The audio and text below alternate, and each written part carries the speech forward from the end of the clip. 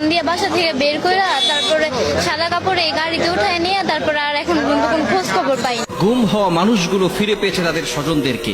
এই আয়না ঘর কি হতো সেখানে?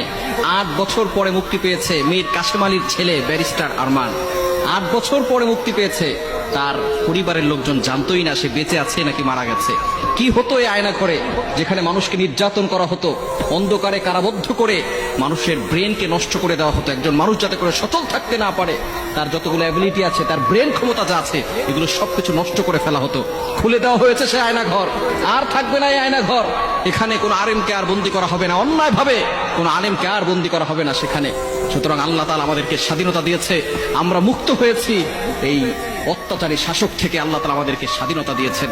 সুতরাং এই আয়না ঘরে অত্যাচার করা হতো, জুলুম করা হতো, নির্যাতন করা হতো। যারা এই হকের পক্ষে ছিল, যারা এই সঠিক কথা বলতো, তাদের এই আয়না ঘরে বন্দী করে রেখে তাদেরকে গুম করে ফেলা হতো। তাদের পরিবারের সাথে কোনো সুযোগ থাকতো না তাদের সাথে কথাবার্তা বলার। পরিবার জানতোই না ছেলেটা বেঁচে আছে নাকি মারা গেছে। কত মায়ের বুক খালি করা হয়েছে, কত বাবার বুক খালি করে দেওয়া হয়েছে। একটু চিন্তা করে দেখেন, এই যে জুলুম করেছে, এই জুলুম আল্লাহ তাআলা সহ্য করতে পারে নাই। কত নিরীহ মানুষগুলোকে এভাবে কারা বন্ধ করে দুনিয়া থেকে বিদায় করে দিয়েছে।